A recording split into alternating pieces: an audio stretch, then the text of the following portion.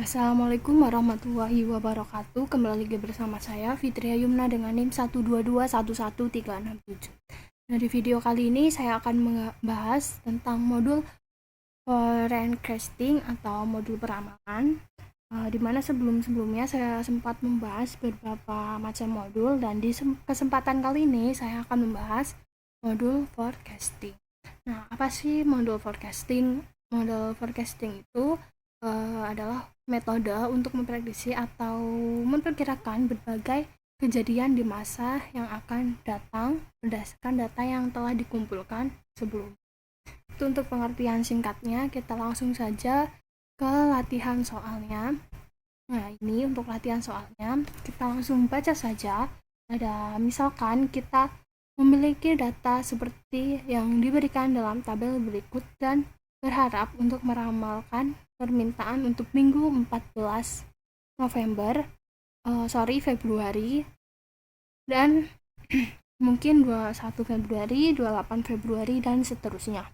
Ini bisa dilihat di sini ada 6 minggu, ada Januari tanggal 3, Januari tanggal 10, dan seterusnya. Untuk penjualan per unitnya itu ada 100, 120, dan seterusnya. Kita langsung aja lanjut baca ke soal berikutnya. Di sini ada kerangka umum untuk meramalkan data diberikan dengan menunjukkan jumlah titik data masa lalu. Contoh sebelumnya memiliki data masa lalu untuk periode 6 minggu, dan metode ini akan meramalkan periode minggu berikutnya, yaitu periode 7, 14 Februari. Nah, kita ikuti langkah-langkah yang ada di sini.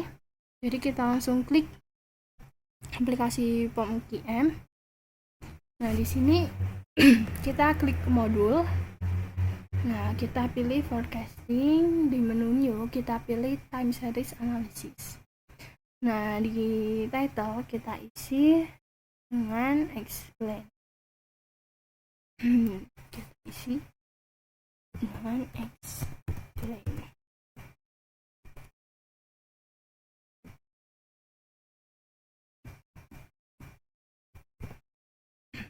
Nah, untuk number of part periodenya itu ada 6.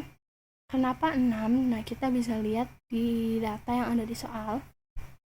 Nah, ini ada 6 minggu yang akan dicari ya. Jadi kita klik 6, lalu kita klik OK. Nah, di sini kita isi datanya sesuai dengan yang ada di soal. Kita buka dulu ya. Nah, di sini kita langsung aja copy untuk data-datanya.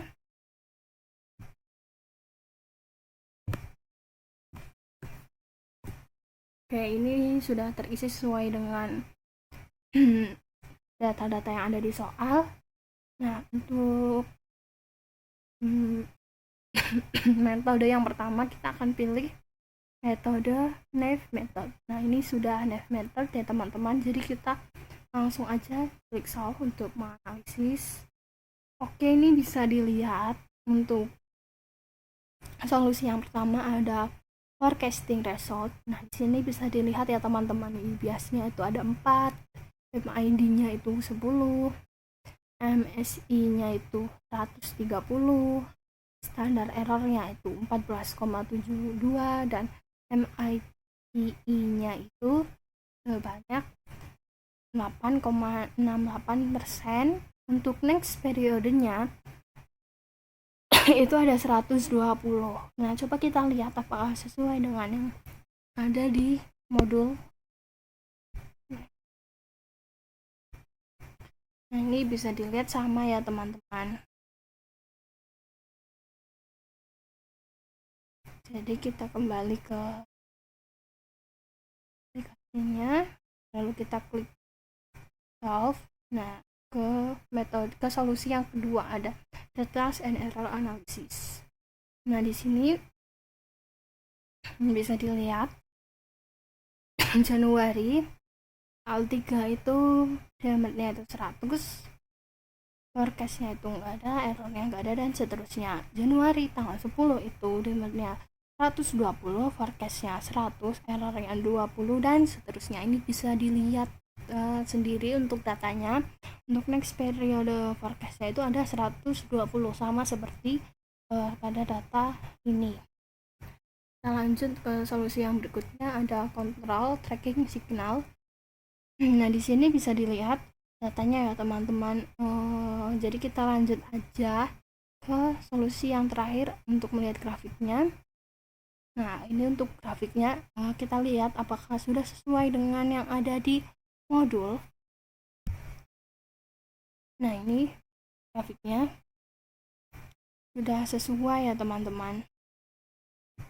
Jadi dapat disimpulkan bahwa dari tabel dan gambar ini kita dapat melihat bahwa metode method itu jumlah penjualan pada periode atau minggu ke-7 pada tanggal 14 Februari adalah 120.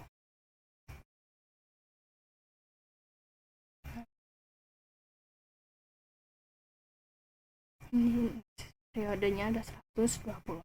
Oke, kita langsung saja lanjut ke metode berikutnya, ada moving average. Nah, ini kita langsung saja buka aplikasi POMGM. Di sini kita langsung klik edit. Nah, di metode ini kita pilih moving average. Nah, di sini di periode to average itu kita ganti dengan 2. Nah, ini bisa dilihat datanya. Jadi kita langsung saja kita sesuaikan dulu dengan yang ada di soal.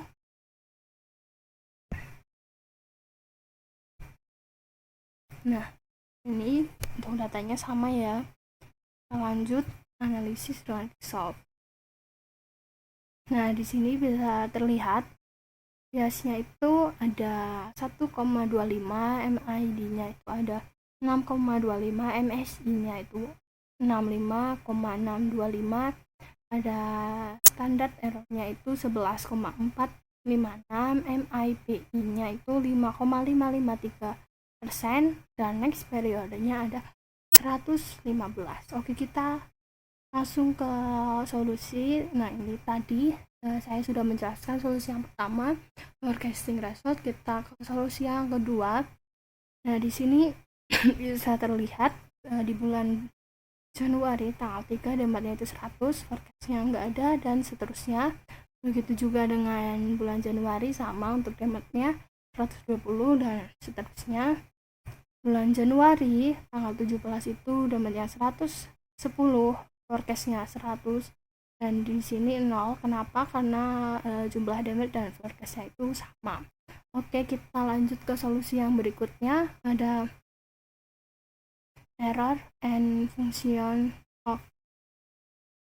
Nah, di sini ada n-nya, ada 1, 2, 3, 4, 5. Itu biasanya minggu pertama itu ada 4, dan seterusnya.